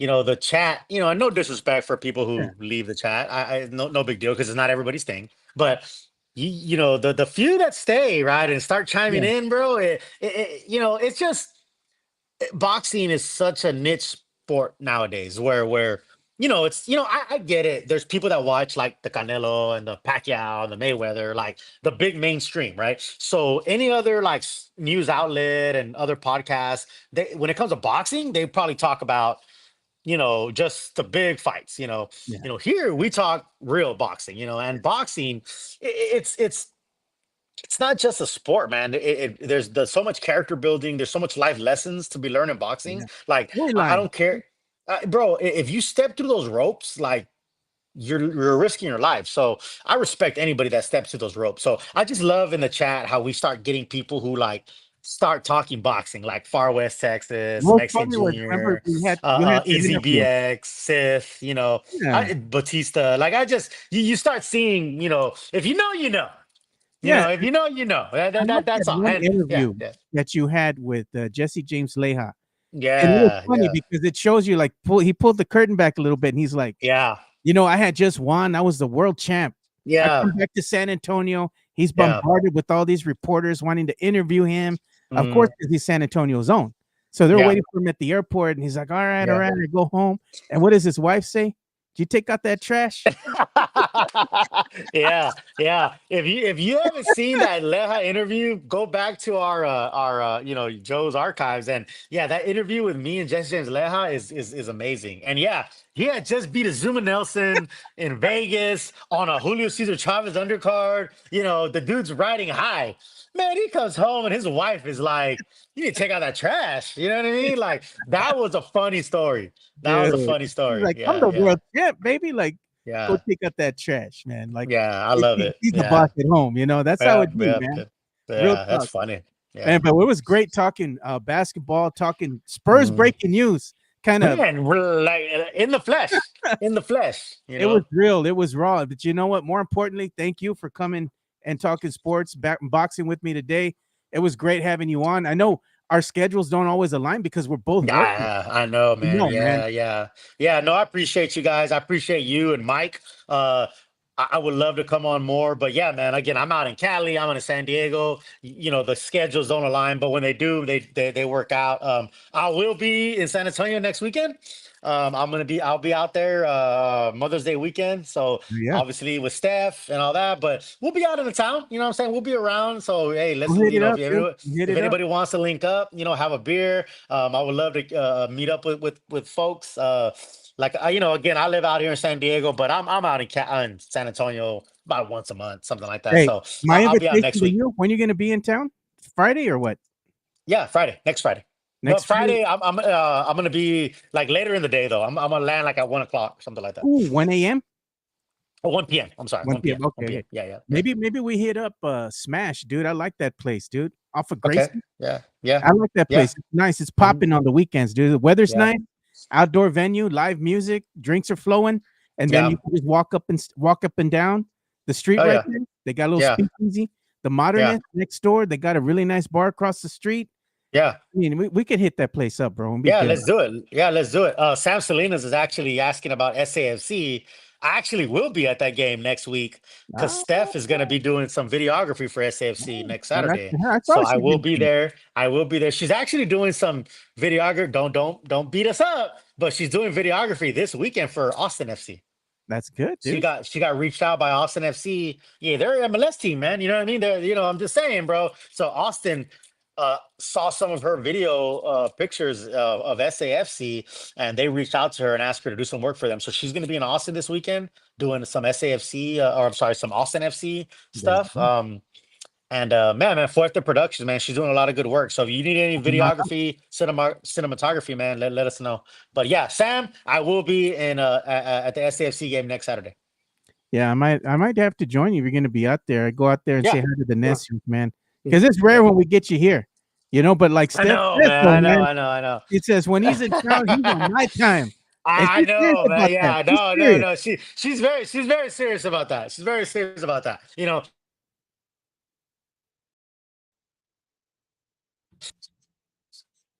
Times when you're here, you're on my time, all that. But you know how it is, I mean, but Hey, no, man, I'll be out at SAFC on next Saturday. I get here next Friday about 1 p.m. Friday let's make night, it happen, man. Saturday, Sunday's Mother's Day, and I'll leave back on Monday. So Yeah, yeah, man, I'll be out there. yeah. We got to hit up the Smashed area over there. Smashed is a great venue, I'm dude. down. I'm down. Yeah, Definitely I'm go on down. Friday. And I get out of work at 9, so I'll be driving over there right afterward. But that's when Yeah. everything starts to pop, bro. Around Oh, that of course. yeah, Yeah, yeah, of course. Oh, bro, it ain't nothing's pop until after 9, dog. So exactly, brother. All right, man. Well, we got to go because I got my little notification to get ready to log into work because yeah, yeah, yeah. I work for the government now, so Hey, they on you, bro. They're watching you, dog. they're They're watching. watching you. They don't want excuses. They want you to be there. I know, man. Oh, trust me, I know, bro. I did 20 years in the Marine Corps. Trust me, Yeah, I know. Yeah, yeah. yeah. I got to log in because if you ain't on time early, You late. Yeah, exactly. If you're on time, you're late. Exactly, So, brother. you know, Exactly. yeah. All right, man. Yeah. Well, that's about all the time we have for today's show. Thank you all again for watching. We went way over, but hey, that's what happens when we have breaking news, man. So make sure you go follow my boy Spernandez. He's on the X at the real Spernandez. Make sure you go and give him a follow and interact with him, man. He's good people, man. Yeah, no, I appreciate you. I appreciate you. I appreciate Batista, Selena, Sith. They're talking about how great the show was, man. I appreciate you guys. And I appreciate Joe and Mike for letting me be on this platform. So. Yes, sir. All right, man. We'll see you boys on Monday. Stay safe. We're out. Peace.